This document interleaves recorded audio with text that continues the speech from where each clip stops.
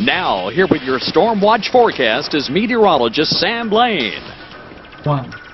Good evening, friends. Well, we've made it through round two. In fact, round two is still ongoing with tornado warnings for Mays County as I speak to you right now.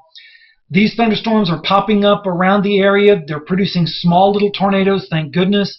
And I think there's several reasons for that, and I won't go into all the details, but not all of the ingredients came together. And we kind of talked about this last night, that there were several parameters that were perfect, but then there were other things that I just don't like to see if you want to see tornadoes on the ground, and we're talking big tornadoes. So that's good. But tomorrow is a different scenario. Round three looks like it's going to probably be the worst of the days, and we'll get to that in a moment. Let's take a look at the maps and show you what to expect for tomorrow. Here's a look at the 200 millibar winds, and I wanted to show you this because I wanted to show you at the beginning of the loop, the winds are out of the north and west, and I think that's what helped us today as far as not having a major tornado outbreak. But notice in the forecast for tomorrow, notice how the winds start to turn more to a westerly direction at 200 millibars, and I think that means that we're going to have a higher chance of tornadoes tomorrow than we did today. And I'm going to step through this slowly and you can see what I'm talking about. Notice the jet streak just to our north, and that puts us in the right exit region of the upper level winds. Here's the 700 millibar RH. I wanted to show you this because at 700 millibars, where the dry air really punches in, that's where the best chance of tornadic activity is going to be. And as this goes into motion, you can see that comes in just south and west of Oklahoma City tomorrow evening. And here's a better look on the dry line. The dry line this evening backs up along the Oklahoma-Texas border. Then it comes out again tomorrow afternoon. Notice that little bulge there just south and west of Oklahoma City. That's where the strongest dry air punch is going to be coming into these thunderstorms. And that's why I think the areas south of I-40 and east of I-35 is going to have the highest chance of seeing those severe thunderstorms and tornadic cells tomorrow afternoon and evening. Here's the surface forecast. Watch this blow up. Boom, right there. Severe thunderstorms developing right around Oklahoma City, right up Interstate 44. And then this turns into a massive complex dumping tremendous amounts of heavy rain, especially across northeastern Oklahoma. Here's the helicity values. This shows you how much twist there's going to be in the atmosphere. Notice this white area just blossom right over Oklahoma again tomorrow afternoon. We're going to go through that one more time. This is this evening, and then it decreases, and then watch, boom, right there across central Oklahoma into southeastern Oklahoma. That's where the helicity values tomorrow is going to be the highest once again for large and damaging, perhaps even destructive tornadoes.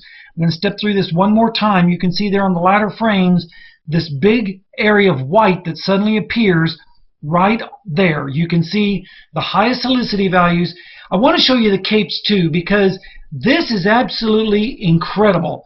These purple values that you see are capes of around 6,000 tomorrow.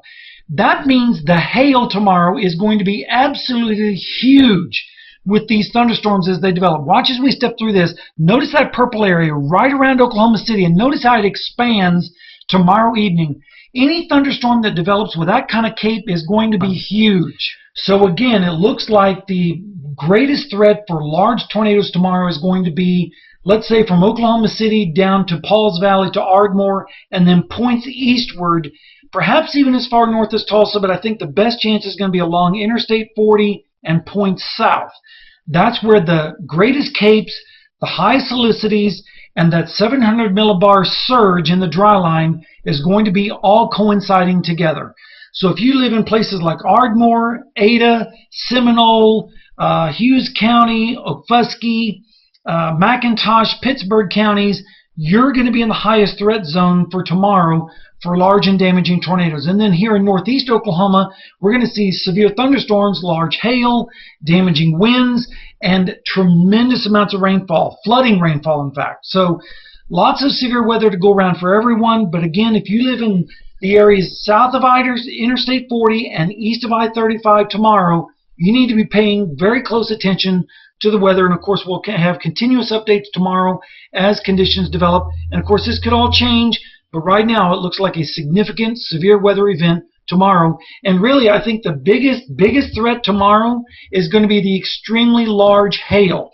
Would not be surprised tomorrow with Cape values like that to see hail the size of maybe tennis balls, golf balls, certainly, but we could see hail like baseball and softball size hail with those Cape values as high as they're forecast to be. Stay tuned and we'll keep you advised. Be sure to follow Sam Lane and Stormwatch right here on YouTube.